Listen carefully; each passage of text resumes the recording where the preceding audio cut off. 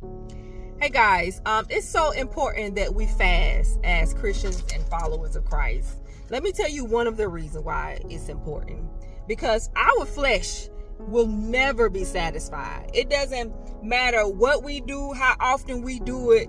It will always want more. It is ridiculous. I remember sitting at my desk at work, maybe like a month ago. I know y'all hear me say that a lot, and I was sitting at my desk at work because honestly, that's just my place where God talks to me a lot. I don't have any distractions. I'm in my cubicle. I'm just working, listening to worship music or a podcast, whatever God lead me to today, or the word of God.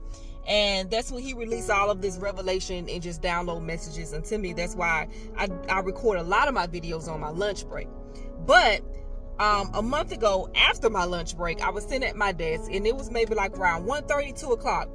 And I'm just like, man, like I realized I was hungry again. Now, mind you, I just ate. I had a full lunch. I mean, went to Chick-fil-A. I had the drink, the sandwich, and the fries.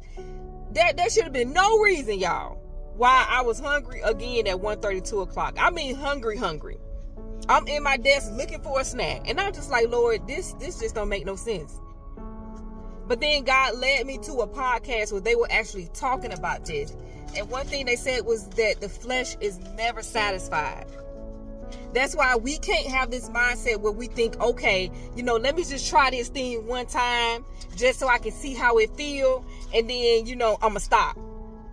Or we really do think that some of us think that, okay, I'm going to do it, but I know when to stop. We think that we have control.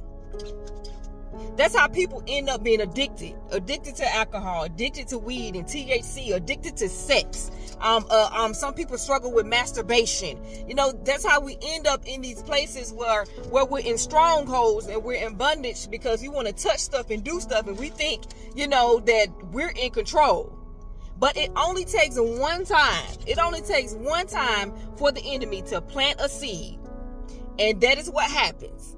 And believe me, he is going to continue to water it until that thing produces in our life. And before you know it, we're struggling with addiction.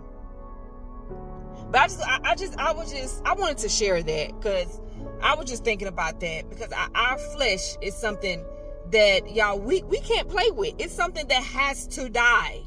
And we gotta fast. I'm not just talking about the fast that you do at the beginning of the year, and then you may fast with your church. No, I'm talking about an individual personal fast. Now, the 2 fasts that I just named, there's nothing wrong with that, as long as you're doing them and they're effective.